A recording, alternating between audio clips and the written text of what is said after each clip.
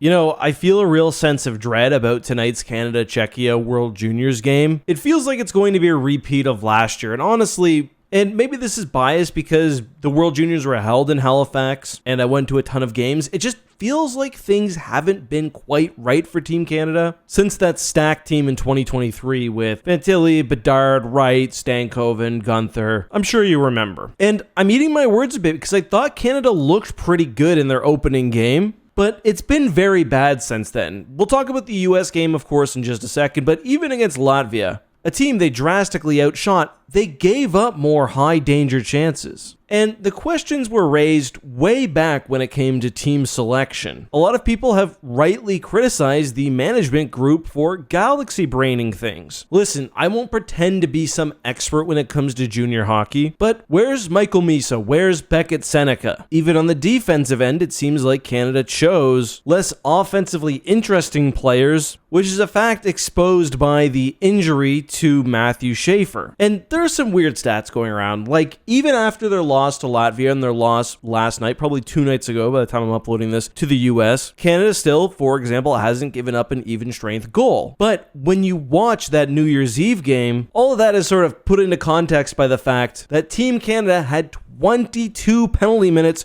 with the US converting on 3 power plays. And these were a lot of dumb penalties. Like, Hockey Canada should be embarrassed of the product they've put on the ice, especially as the host nation. But with Schaefer gone, aside from McKenna, there's not a lot to look to as bright spots on this team. And Canadian fans are turning on their players quickly. Easton Cowan has been, I think, rightfully getting a lot of criticism. I saw this comparison, and it's so true. He plays like I do in Be a Pro in the NHL games. Carry the puck over the blue line, regardless of what happens, probably run into a brick wall. The difference being, in real life, you don't have an infinite amount of energy. He also took a really bad penalty, and the lack of chemistry and even the dirty play, I think, for a lot of people is sort of representative of what this Team Canada has looked like. So, Canada-US, 7 minutes left in the first period, US on a power play. Top of the circle, 1-0. Canada would honestly be chasing for most of the game. Funny story, I couldn't watch this one live. I had to catch it today because I was at a wedding and my mom was texting me updates. Getting very worried. By the time we got to the third, Canada did manage to score on the power play, tying it 1-1, but the US would go on to grab 2 more on the man advantage, add an empty netter for a final score of 4-1. If you're a Team Canada fan, I think the positives you can take away from this include the play of McKenna and the fact that if players can manage what even the coaching staff acknowledged was just really poor, undisciplined play, they'll have a chance. Czechia, however,